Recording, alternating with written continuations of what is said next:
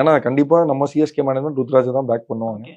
ஏன்னா இதே தப்ப நம்ம முன்னாடி ஜடேஜாக்கு வந்து கொஞ்சம் மேட்சஸ் கேப்டன்சி கொடுத்துட்டு உடனே திரும்ப வாங்கிட்டோம். ஆக்சுவலா அந்த டைம்ல வந்து ரொம்ப ப்ரெஷர் இருந்துச்சு. ஜடேஜா கூட ஆடின பெரிய பெரிய பிளேயர்ஸ் ஆடினாங்க. ஸோ அவரு ரொம்ப அந்த டைம்ல ஜடேஜாக்கு இனிமேல் ஜடேஜா கூட நீங்க பாத்தீங்கன்னா சோஷியல் மீடியாலலாம் அவரோட சிஎஸ்கே டீம் போட்டோஸ் எல்லாம் அவரோட இன்ஸ்டா பேஜோ இல்ல ஃபேஸ்புக்கான்னு எனக்கு தெரியல.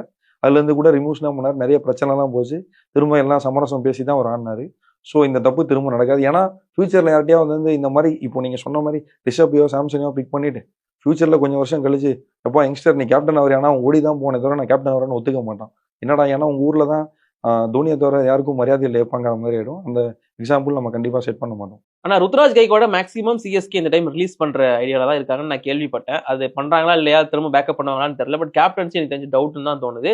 சப்போஸ் 2 ஆப்ஷன் இருக்கு இப்போதைக்கு கேப்டன்சிக்கு அடுத்த வருஷம். ஒன்னு ராஜஸ்தான் ஒதுக்குன சஞ்சு சாம்சன், இன்னொன்னு அந்த டீமையே ஒதுக்கிட்டு ரிஷப் பண்ணிட்டு, இந்த 2 பேரும் மேபி ஆப்ஷன்ல இருக்காங்கன்னு தோணுது. அடுத்த சீசன் உங்களோட ஒப்பீனியன் மேபி நடந்தால் 2 பேர்ல நீங்க யாரை சூஸ் பண்ணுவீங்க சிஎஸ்கேவுக்கு கேப்டன் அண்ட் விக்கெட் கீப்பர் பேட்ஸ்மேனா? நம்ம யோசிக்கிறது இதுதான்.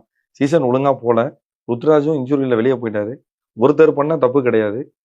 சுத்தி இருக்கிற நிறைய பேர் கேச்சஸ் விட்டோம், பெர்ஃபார்ம் பண்ணல, பேட்டிங்ல போலிங்ல பெர்ஃபார்ம் பண்ணல.